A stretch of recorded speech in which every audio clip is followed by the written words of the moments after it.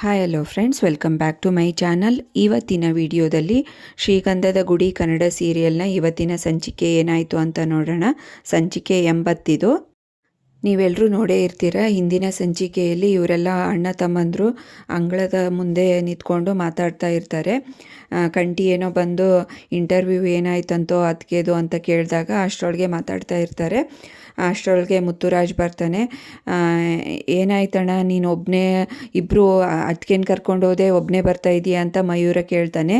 ಯಾಕೆ ಅವ್ರು ಬರಲಿಲ್ವಾ ಅಂತ ಕೇಳ್ತಾನೆ ಮುತ್ತುರಾಜು. ಇಲ್ಲ ನೀನೇ ಕರ್ಕೊಂಡು ಹೋದೆ ಅಲ್ಲಣ್ಣ ಅಂತ ಅಂದಾಗ, ಹೌದು, ಅವರು ಆವಾಗಲೇ ಆಟೋ ಹತ್ಕೊಂಡು ಬಂದರು, ನಾನು ಮನೆಯಲ್ಲೇ ಬಂದರು ಅಂತ ಅಂದ್ಕೊಂಡೆ ಅಂತ ಹೇಳ್ತಾನೆ ಮುತ್ತುರಾಜು. ಅಯ್ಯೋ ಎಲ್ಲಿಗೋದ್ರಪ್ಪ ಅಂತ ಟೆನ್ಷನ್ ಆಗಿಬಿಡ್ತಾನೆ. ಯಾಕಣ್ಣ, ಏನು ನಿಜ ಹೇಳ್ದೆ ನೀನು, ಆರ್ಕಿಟೆಕ್ಟ್ ಅಲ್ಲ ಅಂತಂದು ನೀನು ಯಾಕೆ ಹೀಗೆ ಮಾಡೋಕ್ಕೆ ಹೋದೆ ಅಂತ ಮಯೂರ ಬೈತಾನೆ. ಅದಕ್ಕೆ ಅಷ್ಟರಲ್ಲಿ ಹರಿ ಬರ್ತಾನೆ. ಅವ್ರ ಅಣ್ಣನ ಮುಖನ ಸಿಟ್ಟಲ್ಲಿ ನೋಡಿರ್ತಾನೆ. ಆಲ್ರೆಡಿ ಗೊತ್ತಾಗಿರುತ್ತೆ ಇವನ್ನೆಲ್ಲ ನಿಜ ಹೇಳಿದ್ದಾನೆ ಅಂತಂದು. ಎಲ್ಲೋದ್ರಪ್ಪ ಅಂತ ಟೆನ್ಷನ್ನಾಗಿ ಇರ್ತಾನೆ ಮುತ್ತುರಾಜು. ಅಷ್ಟರೊಳಗೆ ಹರಿಗೆ ಕೇಳ್ತಾರೆ, ಏನೋ ಚಂದನ ಸಿಗಲಿಲ್ವಾ, ಎಲ್ಲೋದ್ರು ಅಂತ ಕೇಳಿದಾಗ, ಗೊತ್ತಿಲ್ಲ ನನಗೆ, ಇಲ್ಲೇ ಬಂದರು ಅಂತ ಅಂದ್ಕೊಂಡೆ ಅಂತ ಅಂದಾಗ, ಹೌದಾ ಅಂತ ಅಂತಾರೆ ಇವರೆಲ್ಲ. ಆಮೇಲೆ ಹರಿ ಹೋಗಿ ಹುಡ್ಕೊಂಬರೋಕ್ಕೆ ಬೇಗ ಬೈಕ್ ತೊಗೊಂಡು ಓಡೋಗ್ತಾನೆ ಬೇಗ. ಆಮೇಲೆ ಇವರು ಅಣ್ಣ ತಮ್ಮಗಳು ಮಾತಾಡ್ತಾ ಇರ್ತಾರೆ. ನೀನು ಕರೆಕ್ಟಾಗೇ ಮಾಡಿದೀಯ ಅಣ್ಣ, ಎಷ್ಟು ದಿನ ಅಂತ ಸುಳ್ಳು ಮುಚ್ಚಿಡೋದು ಅಲ್ವಾ ಅಂತ ಹೇಳ್ತಾನೆ. ಎಲ್ಲೋದ್ರಪ್ಪ ಮತ್ತೆ ಅಂತ ಟೆನ್ಷನಲ್ಲಿ ಗಾಬರಿಯಲ್ಲಿ ಬೈಕ್ ತೊಗೊಂಡು ಊರೆಲ್ಲ ಹುಡುಕ್ತಾ ಇರ್ತಾನೆ. ಆಲ್ರೆಡಿ ಗೊತ್ತಿರುತ್ತೆ ಅವ್ರು ಅಲ್ಲೇ ಎಲ್ಲೋ ಸುತ್ತಮುತ್ತಲು ದೇವಸ್ಥಾನದಲ್ಲಿ ಇರ್ತಾರೆ ಅಂತ. ಆಲ್ರೆಡಿ ಮೀಟ್ ಮಾಡಿ ಬಂದಿರ್ತಾನಲ್ವ. ಇಲ್ಲಿ ಬಂದು ನೋಡ್ತಾನೆ. ಅಚಾನಕ್ಕಾಗಿ ಇಲ್ಲಿ ಕಾಣಿಸ್ತಾರೆ, ಇದೇ ದೇವಸ್ಥಾನದಲ್ಲಿ ಕೂತ್ಕೊಂಡಿರ್ತಾರೆ ಅಂತ ಅನಿಸುತ್ತೆ ಅವನಿಗೆ. ನೋಡ್ತಾನೆ, ಇಲ್ಲೇ ಕೂತ್ಕೊಂಡಿರ್ತಾಳೆ ಚಂದನ.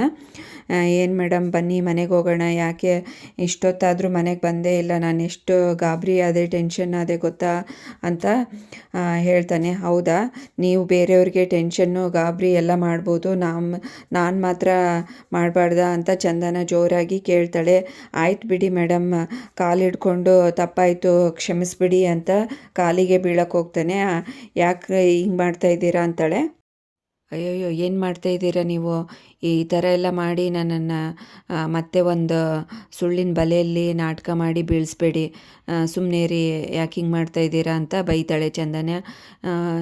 ನಮ್ಮ ಅಜ್ಜಿ ಹೇಳ್ತಾಯಿದ್ರು, ಒಂದು ಸುಳ್ಳು ಹೇಳಿದ್ರೇ ಗಂಗೆಯಲ್ಲಿ ಮುಳುಗಿ ಹೇಳ್ಬೇಕು, ಅಂಥದ್ದು ಸಾವಿರಾರು ಸುಳ್ಳು ಹೇಳ್ತೀರಲ್ಲ, ನಿಮಗೆ ನಾಚಿಕೆ ಆಗಲ್ವ, ಇನ್ನೆಷ್ಟು ಪಾಪ ಸುತ್ಕೋತಾ ಇದ್ದೀರಾ ಅಂತ ಅಂದಾಗ, ಆಯ್ತು ಬಿಡಿ, ನೀವು ಯಾವ ಗಂಗೆನೂ ಬೇಡ, ನೀವೇ ನನ್ನ ಗಂಗೆ, ನೀವೇ ಕ್ಷಮಿಸಿದರೆ ಸಾಕು ಅಂತ ಒಂದು ಡೈಲಾಗ್ ಬಿಡ್ತಾನೆ. ಅಯ್ಯೋ, ನಿಮ್ಗೇನು ಹೇಳೋದು ಅಂತ ತಲೆ ಚಚ್ಕೊತಾಳೆ ಇವಳು. ಆಮೇಲೆ ನಿಮ್ಮಪ್ಪನ ವಿಷಯ ಯಾಕೆ ನನ್ನ ಹತ್ರ ಮುಚ್ಚಿಟ್ರಿ, ಕೊಲೆ ಮಾಡಿ ಹೋಗಿದ್ದಾರೋ ಇಲ್ವೋ, ಎಸ್ ಆರ್ ನೋ ಅಷ್ಟೇ ಹೇಳಿ. ಊರವರೆಲ್ಲ ಏನೇನೋ ಹೇಳ್ತಾರೆ ಮೇಡಮ್, ನನಗೂ ಅದು ಕರೆಕ್ಟಾಗಿ ಗೊತ್ತಿಲ್ಲ, ನಾನೇನು ಆವಾಗ ನೋಡಿದ್ನಾ ಅಂತ ಹೇಳಿ ಸುಮ್ಮನೆ ಆಗ್ತಾನೆ. ಆಯಿತು ಬಿಡಿ, ಇನ್ನು ಇದೆಲ್ಲ ಓಕೆ, ಜಾಬ್ ವಿಷಯದಲ್ಲಿ ಯಾಕೆ ಸುಳ್ಳು ಹೇಳಿದ್ರಿ, ನನಗೆಷ್ಟು ಬೇಜಾರಾಯಿತು ಗೊತ್ತಾ ಅಂತ ಅಂದಾಗ, ಹೌದು, ಜಾಬ್ದು ಇಂಟರ್ವ್ಯೂವು ಅರೇಂಜ್ ಮಾಡಿದ ನಿಜ, ಬೇಕಿದ್ದರೆ ನನ್ನ ಫ್ರೆಂಡನ್ನು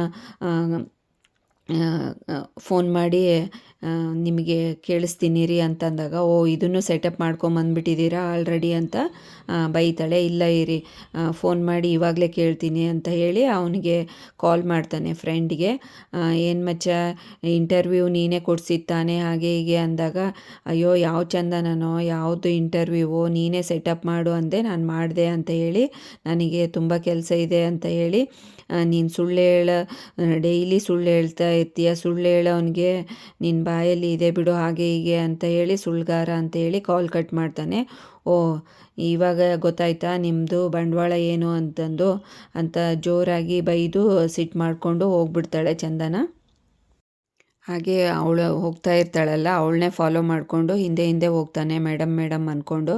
ಇರಿ ಮೇಡಮ್, ನಾನು ಯಾಕೆ ಸುಳ್ಳು ಹೇಳಿ, ನಿಮಗೆ ಒಳ್ಳೆಯದಾಗಲಿ, ನಿಮ್ಮ ಡ್ರೀಮ್ನ ಫುಲ್ಫಿಲ್ ಮಾಡ್ಕೊಳ್ಳಿ ಅಂತ ಅದೇ ಉದ್ದೇಶ. ನನಗೆ ಇನ್ಯಾವುದೂ ಉದ್ದೇಶ ಇಲ್ಲ. ನೀವು ಬೆಂಗಳೂರಿಗೆ ಬಂದು ನೀವು ಚೆನ್ನಾಗಿದ್ದರೆ ಸಾಕು ಅಂತಲೇ ಕರ್ಕೊಂಬಂದಿರೋದು. ನಾನು ಸುಳ್ಳು ಹೇಳಿಲ್ಲ ಜಾಬ್ ವಿಷಯದಲ್ಲಿ. ಅವನೇ ನನಗೆ ಮೋಸ ಮಾಡಿದ್ದು. ಈ ಥರ ಹೇಳ್ತಾ ಇದ್ದಾನೆ, ಅದೇನೋ ಗೊತ್ತಿಲ್ಲ, ಈ ದೇವ್ರ ಆಣೆಗೂ ಹೇಳ್ತಾ ಇದ್ದೀನಿ ಅಂತ ಅಂದಾಗ, ಅಯ್ಯೋ ಮತ್ತೆ ಮತ್ತೆ ಸುಳ್ಳು ಹೇಳ್ಬೇಡ್ರಿ, ಸುಮ್ಮನೆ ಇರ್ರಿ ಅಂತ ಬೈತಾಳೆ.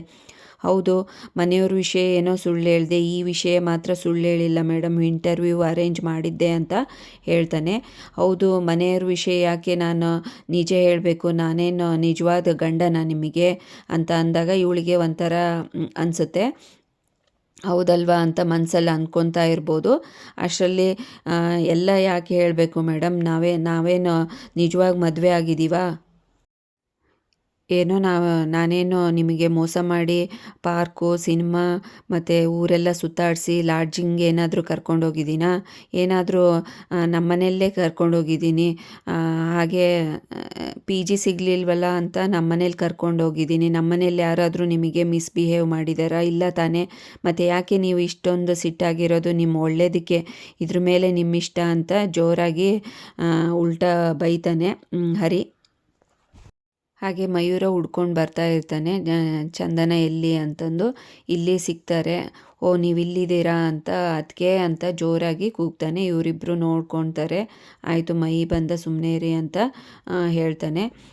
ಬನ್ನಿ ಹೋಗೋಣ ಅಂತ ಅಂದಾಗ, ಆಯಿತು ನೀವಿಬ್ಬರು ಬೈಕ್ ಮೇಲೆ ಬರ್ರಿ, ನಾನು ನಡ್ಕೊಂಡು ಬರ್ತೀನಿ ಅಂತ ಮೈ ಅಂದಾಗ, ಇಲ್ಲ ನಾನು ಮೈ ನಡ್ಕೊಂಡು ಬರ್ತೀವಿ, ನೀವು ಹೋಗಿ ಅಂತ ಅಂತಾಳೆ.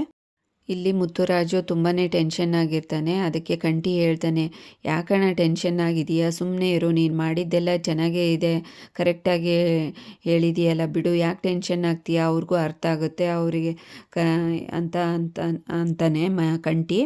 ಅಷ್ಟರಲ್ಲಿ ಬರ್ತಾನೆ ಹರಿ. ಏನಾಯಿತು ಹರಿ, ಕರ್ಕೊಂಬರ್ಲಿಲ್ವೇನೋ ಅಂತ ಅಂದಾಗ, ಇನ್ನೇನು ಬರೋದು, ಅವ್ರು ಬರಲ್ವಂತೆ ಅಂತ ಹೇಳ್ತಾನೆ. ಅದಕ್ಕೆ ಕಂಠಿ, ಇನ್ನೇನು ಮೂವರು ಅಣ್ಣ ತಮ್ಮ ಜಗಳ ಆಡೇ ಬಿಡ್ತಾರೆ.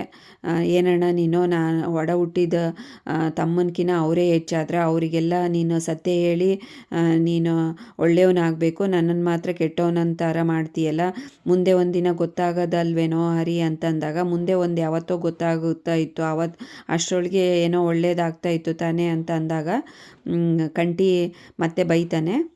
ಹರಿ, ಅಣ್ಣಗೆ ಯಾಕೋ ಬೈತಾ ಇದೀಯಾ? ಅಣ್ಣ ಕರೆಕ್ಟಾಗೇ ಹೇಳಿದ್ದಾನೆ, ನೀನು ಊರು ತುಂಬ ಸುಳ್ಳು ಹೇಳ್ಕೊಂಬ, ಅದಕ್ಕೆ ನಾವು ಜವಾಬ್ದಾರಿ ಥರ ನಿನ್ನ ಸುಳ್ಳನ್ನು ನಾವು ಹೊಣೆ ಆಗಬೇಕಾ ಅಂತ ಕಂಠಿ ಜೋರಾಗಿ ಬೈತಾನೆ. ಹೌದು ಬಿಡಪ್ಪ, ನಾನು ಅಂದ್ರೇ ಆಗಲ್ಲ ನಿನಗೆ, ನಾನು ಯಾವಾಗಲೇ ಹಾಳಾಗ್ತೀನಿ ಅನ್ನೋದೇ ಕಾಯ್ತಾ ಇರ್ತೀಯ ಅಂತ ಕಂಠಿಗೆ ಉಲ್ಟಾ ಬೈತಾನೆ. ನೀವೆಲ್ಲರೂ ಅಷ್ಟೇ, ನೀನೊಂದು ದೊಡ್ಡ ಅಣ್ಣ, ಇವನೊಂದು ದೊಡ್ಡ ತಮ್ಮ, ನಾನು ಹಾಳಾಗೋದೇ ನೋಡ್ತಾ ಇರ್ತೀರಲ್ಲ ಅಂತ ಅಂದಾಗ ಇವರಿಬ್ಬರಿಗೂ ಬೇಜಾರಾಗುತ್ತೆ. ಮುತ್ತುರಾಜನ್ಗೂ ಅಂತೂ ಹೆಂಗೆ ಮಾತಾಡ್ತಾನಲ್ಲ ಹರಿ ಅಂತ ಬೇಜಾರಾಗುತ್ತೆ. ಇವನು ಅಷ್ಟೇ ಜೋರು ಬೈದು ಹೊರಟೋಗ್ತಾನೆ ಹರಿ. ಮುತ್ತುರಾಜನ್ಗೆ ಬೇಜಾರಾಗ್ಬಿಡುತ್ತೆ, ಯಾಕಪ್ಪ ನಾನು ನಿಜ ಹೇಳಿದೆ ಅಂತ. ಇವರಿಬ್ಬರು ನಡ್ಕೊಂಡು ಬರ್ತಾ ಇರ್ತಾರೆ. ಮೈ ಕೇಳ್ತಾನೆ, ಯಾಕದಕ್ಕೆ ಬೇಜಾರಾಗಿದ್ದೀರಾ ಅಂತ ಅಂದಾಗ, ಹೌದು ಬಿಡಿ, ನಿಮಗೆಲ್ಲ ನಿಜ ಗೊತ್ತಾಯ್ತಲ್ವಾ, ಹರಿಯಣ್ಣ ತುಂಬ ಸುಳ್ಳು ಹೇಳಿದ್ದಾನೆ ಅಂತ ನಿಮಗೆ ಬೇಜಾರಾಗ್ತಾ ಇದೆ ಅಲ್ವಾ ಅಂತ ಇಬ್ಬರು ಮಾತಾಡಿಕೊಂಡು ನಡ್ಕೊಂಡು ಬರ್ತಾ ಇರ್ತಾರೆ. ಚಂದನ ಏನೂ ರೆಸ್ಪಾನ್ಸ್ ಮಾಡಲ್ಲ, ಸುಮ್ಮನೆ ಇರ್ತಾಳೆ. ಪಾಪ ಹರಿಯಣ್ಣ, ಅವನಿಗೆ ಹುಟ್ಟಿದಾಗಿಂದನೂ ತುಂಬ ಅವಮಾನ ಆಗಿ ಬೆಳೆದಿದ್ದಾನೆ. ಅದಕ್ಕೆ ಸುಳ್ಳು ಬೇರೆ ಹೇಳೋದು ಕಲ್ತ್ಕೊಂಡ್ಬಿಟ್ಟಿದ್ದೇನೆ. ಯಾರಾದರೂ ಒಬ್ಬರು ಏನಾದರೂ ಈ ಥರ ಅವಮಾನ ಆದಾಗೆ ಡೈವರ್ಟ್ ಆಗ್ತಾರಲ್ಲ, ಅವನು ಸುಳ್ಳು ಹೇಳೋದ್ರಿಂದ ಬಚಾವಾಗ್ತಾ ಇದ್ದಾನೆ. ಆ ಥರ ಬುದ್ಧಿ ಕಲ್ತ್ಕೊಂಡ್ಬಿಟ್ಟಿದ್ದಾನೆ. ಮುಂಚೆ ಅವನು ಆ ಥರ ಇರಲಿಲ್ಲ.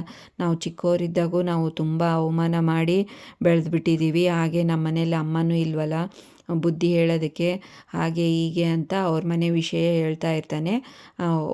ಅದಕ್ಕೆಲ್ಲ ಸುಳ್ಳು ಹೇಳಿ ಜೀವನ ನಡೆಸೋದ ಅಂತ ಚಂದನ ಉಲ್ಟಾ ಕೇಳ್ತಾಳೆ. ಪಾಪ ಹರಿಯಣ್ಣ ಏನು ಮಾಡಬೇಕು, ಅವನಿಗೆ ಈ ಥರ ಬಂದುಬಿಡ್ತು ಅಂತ ಅವ್ರ ಅಣ್ಣನ್ನೇ ವಹಿಸ್ಕೊಂಡು ಮಾತಾಡ್ತಾ ಇರ್ತಾನೆ. ಅಷ್ಟರಲ್ಲೇ ಈ ಸಂಚಿಕೆಯನ್ನು ಮುಕ್ತಾಯಗೊಳಿಸ್ತಾರೆ. ನೆಕ್ಸ್ಟ್ ಸಂಚಿಕೆ ಏನಾಯಿತು ಅಂತ ಕಾದು ನೋಡೋಣ. ಅಲ್ಲಿವರೆಗೂ ಈ ವಿಡಿಯೋ ನೋಡಿದ್ದಕ್ಕೆ ಎಲ್ರಿಗೂ ಥ್ಯಾಂಕ್ಸ್. ಹಾಗೆ ಈ ವಿಡಿಯೋ ಇಷ್ಟ ಆದರೆ ಲೈಕ್ ಮಾಡಿ, ಶೇರ್ ಮಾಡಿ, ಕಮೆಂಟ್ ಮಾಡಿ, ಹಾಗೆ ಚಾನಲ್ನ ಸಬ್ಸ್ಕ್ರೈಬ್ ಮಾಡ್ಕೊಳ್ಳಿ. Thanks for watching this video.